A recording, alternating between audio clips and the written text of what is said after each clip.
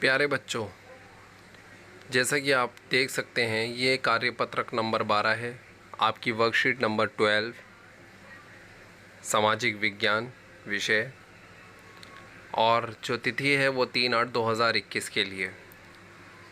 इसमें जो चैप्टर है उसका नाम है सत्ता में साझेदारी। प्यारे बच्चों, मैं आपको पढ़ के सुनाता हूँ, आप ध्यान से सुनिए और इसको समझिए भी। सत्ता में साझेदारी का विचार स्वाभाविक रूप से लोकतंत्र से जुड़ा हुआ है। सबसे पहले हम ये जानना चाहेंगे कि लोकतंत्र क्या है। लोकतंत्र जो है एक ऐसा शासन है जो लोगों द्वारा लोगों के लिए बनाया जाता है। तो सत्ता में साझेदारी का विचार स्वाभाविक रूप से लोकतंत्र से जुड़ा हुआ है, यानी कहीं ना कहीं लोगों से जुड़ा हुआ है। संसार के बहुधा समाज विभिन्न जाति, रंग, भाषा आदि के आधार पर बटे हुए हैं, यानी संसार के ज़्यादातर जो समाज हैं, अलग अलग समाज पाए जाते हैं। कोई जाति के आधार पर बटा है, कोई रंग भाषा के आधार पर बटे हुए हैं। इसलिए इन सामाजिक समूहों को सम्मान प्रदान करना अति आवश्यक है। सत्ता में साझेदारी के परिणामों को जानने के लिए हम बेल्जियम, जो कि यूरोप का एक देश है, के उदाहरण की सहायता लेंगे। बेल्जियम यूरोप का एक छोटा सा देश है। इसकी आबादी 1 करोड़ से थोड़ी अधिक है। इस छोटे से देश के समाज में जातीय बुनावट बहुत जटिल है। यहाँ की 59% आबादी फ्लेमिश क्षेत्र में रहती है और डच भाषा बोलती है, यानी एक कम 60% जो आबादी है वो क्या है, फ्लेमिश क्षेत्र में रहती है बेल्जियम के, और डच भाषा बोलती है।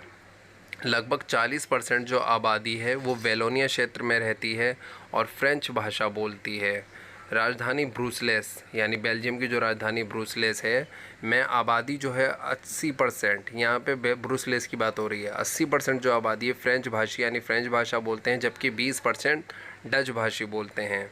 अल्पसंख्यक, जिन्हें हम माइनॉरिटीज़ भी कहते हैं, अल्पसंख्यक फ्रेंच भाषी लोग तुलनात्मक रूप से यानी कंपैरेटिवली देखें तो रूप से ज़्यादा समृद्ध है, यानी सक्सेसफुल हैं और ताकतवर रहे हैं।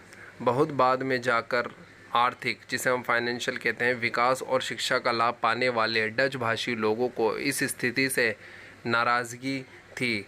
इसके चलते 1950 से 1960 के दशक में फ्रेंच और डच बोलने वाले समूहों के बीच तनाव बढ़ने लगा। ऐसा हुआ जब फ्रेंच लोग जो हैं वो फाइनेंशियली समृद्ध हो गए, सक्सेसफुल हो गए, तो जो दूसरे लोग थे वो इनसे नाराज़ रहने लगे, और 1950 से 1960 के बीच का जो 10 साल का एक टाइम है उसमें फ्रेंच और डच बोलने वाले समूहों के बीच तनाव बढ़ने लगा। डच भाषी लोग देश में बहुमत में थे, बहुमत में मतलब ज़्यादा, परंतु राजधानी ब्रुसेल्स में अल्पमत में थे। देखिए तस्वीर देख सकते हैं बेल्जियम का, जो ये फिज़िकल मैप है पूरा, ठीक है।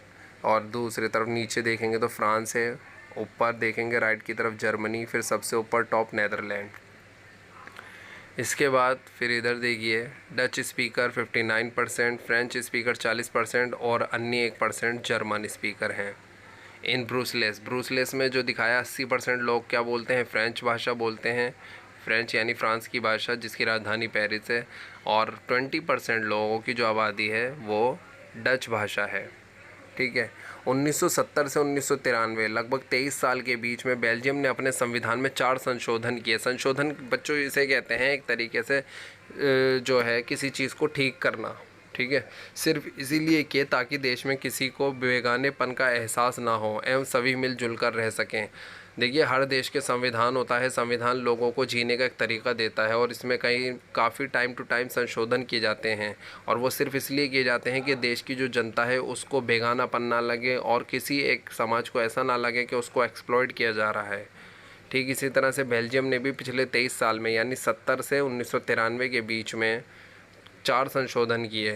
टकराव को रोकने के लिए उठाए गए कदम, पहला था केंद्र सरकार में डच व फ्रेंच भाषी मंत्रियों की समान संख्या, यानी जो भी केंद्र सरकार होती है सेंट्रल गवर्नमेंट, उसमें जो मंत्री लिए गए बराबर संख्या में लिए गए, जितने फ्रेंच लिए गए उतने ही डच लिए गए।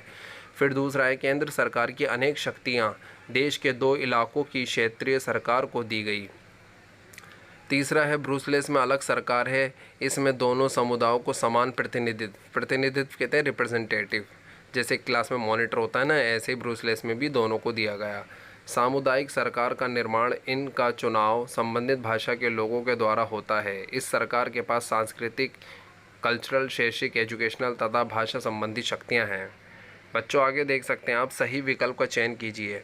इसमें क्वेश्चन है पहला, बेल्जियम में किस भाषा को बोलने वाले लोग बहुसंख्या में हैं? किस भाषा को बोलने वाले हैं बेल्जियम में? फ्रेंच।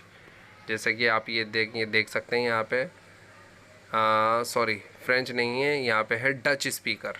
ठीक है। अगर ब्रूसलेस की बात करेंगे तो ब्रूसलेस में ज़्यादा भाषा बोलने वाले, अगर खाली सिर्फ राजधानी की बात करेंगे तो 80% लोग हैं ब्रूसलेस में, और अगर बेल्जियम की बात करेंगे तो 59% डच भाषा बोलने वाले ज़्यादा लोग हैं। तो इसका ऑप्शन हो जाएगा पहले का बी, डच। दूसरा है, निम्नलिखित में से कौन सा बेल्जियम में टकराव रोकने के लिए उठाया गया कदम नहीं था?